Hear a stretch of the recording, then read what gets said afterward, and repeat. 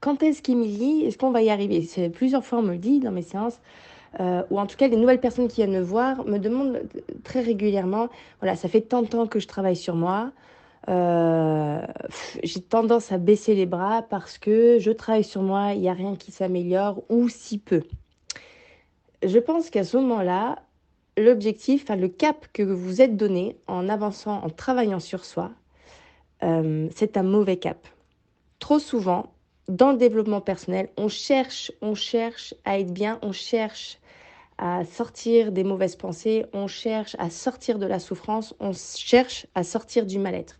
Au final, on essaye de bannir, on essaye de supprimer quelque chose de nos vies, mais on en oublie aussi que la souffrance, les conflits, les mal-être font partie de la vie et elles le seront jusqu'au bout.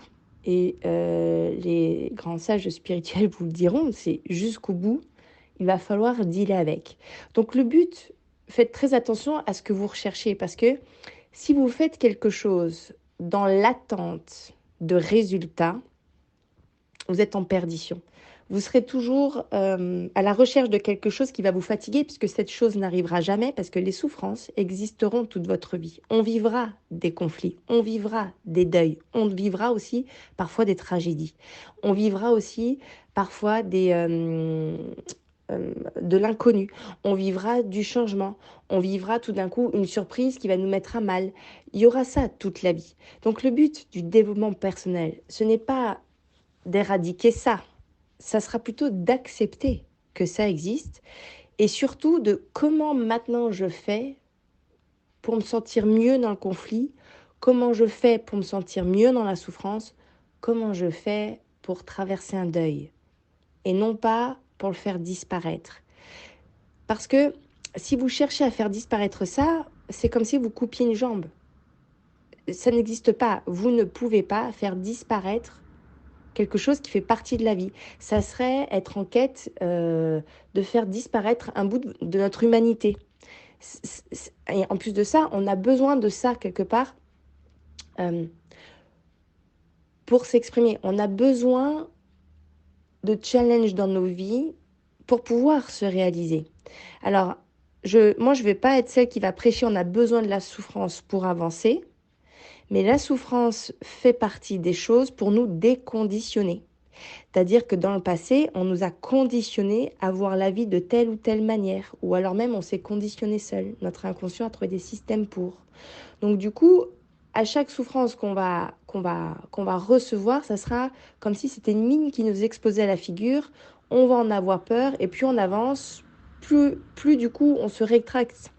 Or, chaque chose qui nous est amenée, chaque souffrance, chaque peur, euh, chaque crainte, chaque doute, à chaque fois qu'on se sent heurté, c'est changer de regard là-dessus.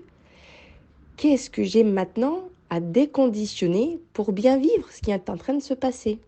Mais ça, les amis, quand vous allez changer de perception là-dessus, je vous assure que tout d'un coup, il y a beaucoup de choses qui s'ouvrent à l'intérieur de soi. Alors, non pas à l'extérieur, mais à l'intérieur de soi. C'est dans votre intériorité que ça se passe.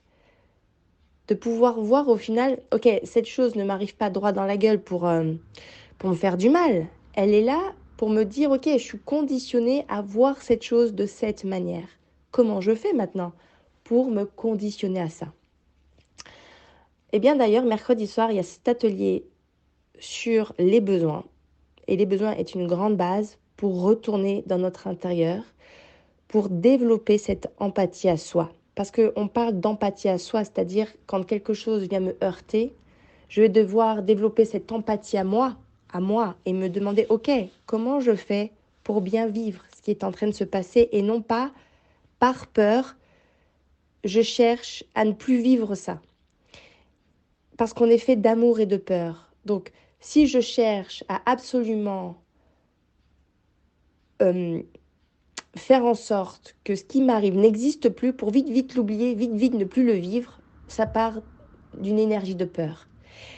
Si je décide de mettre de l'amour sur ce qui se passe, si je décide de voir, ok, où est-ce que je peux développer encore plus d'amour pour moi-même avec ce qui est en train de se passer, alors les choses vont prendre deux versions différentes. Si c'est par peur, alors je vais vite faire en sorte que ça n'arrive plus, mais toute ma vie, je vais encore craindre que ce truc m'arrive droit dans la figure. Alors que si je regarde, ok, qu'est-ce que ça vient m'apprendre? Comment je peux développer plus d'amour pour moi-même dans ce qui est en train de m'arriver? Comment je reviens à l'intérieur de moi dans ce qui est en train d'arriver? C'est là-dedans, au final, que ensuite, dans la vie, quand je vais évoluer, je n'aurai plus peur que ça arrive parce que j'aurai appris à regarder les choses différemment. Non pas comme quelque chose de dur, non pas comme quelque chose qui va venir me terroriser, non pas quelque chose qui va me tirer vers le bas. Alors évidemment, oui, la souffrance aussi tire de toute façon vers le bas, les peurs aussi, le mental vous amènera en bas, mais comment je fais pour dépasser cet état? Qu'est-ce que je peux jardiner à l'intérieur de moi? Qu'est-ce que je peux faire émerger à l'intérieur de moi pour ensuite vivre ça de manière beaucoup plus euh, légère, j'ai envie de vous dire. C'est ce qu'on développera mercredi soir. Je vous laisse le lien plus bas si vous êtes toujours intéressé. Et je vous souhaite une excellente semaine.